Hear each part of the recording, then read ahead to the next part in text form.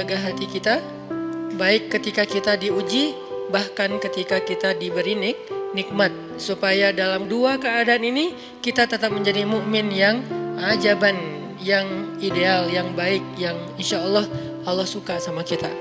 Kalau diuji sabara fakana khairallah, kalau diberi nikmat syakara fakana khairallah. Kalau dia diuji dia bersabar dan itu kebaikan untuk dia. Ternyata diuji ujung-ujungnya baik.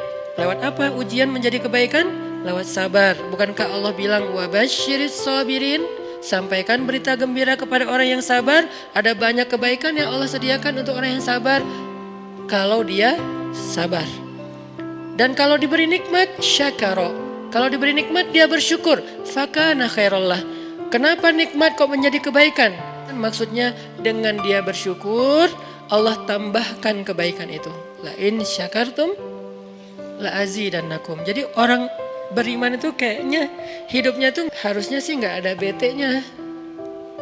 Hidupnya tuh nggak ada istilah, aduh hari ini gue kayak rugi banget nih.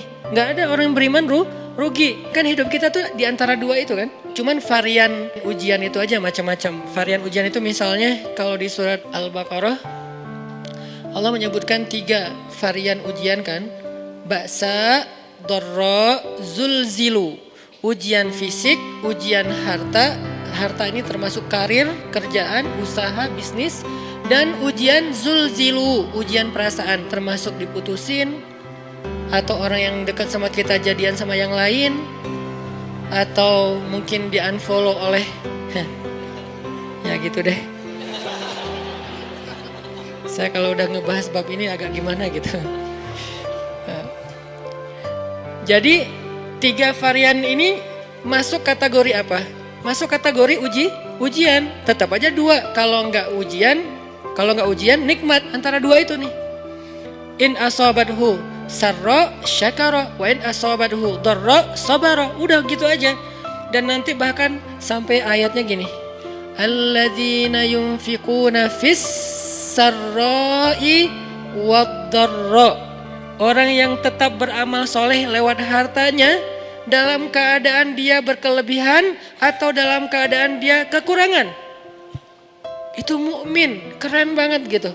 Dia tuh nggak pernah kehilangan kesempatan berbuat baik. Baik beramal soleh ketika dia dalam keadaan dikasih nikmat maupun beramal soleh ketika dia dikasih ujian, tetap aja beramal soleh. Contoh yang ayat tadi, yunfikuna fis sarra, berinfak dalam keadaan sarra, dalam keadaan bahagia, senang, lagi dapat untung gitu kan. Ataupun yunfikuna fid dharra, tetap berinfak walaupun dia dalam keadaan dharra, dalam keadaan susah.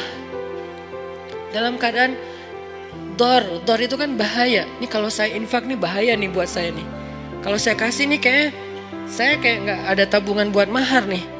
Kalau saya kasih ke dia terus saya gimana? Gitu kan? Ini dor banget nih, bahaya banget nih. Tapi dia tetap berinfak. Siapa yang mencontohkan hal seperti itu? Selain pastinya Rasulullah udah gak diragukan lagi. Yang jadi kayak simbol berinfak walaupun dia butuh. Orang-orang Ansor. Yu'thiruna ala anfusihim walau kana bihim khasasah. Mereka mendahulukan orang muhajirin atas dirinya sendiri. Walaupun sebetulnya dia juga butuh kepada kebaikan itu.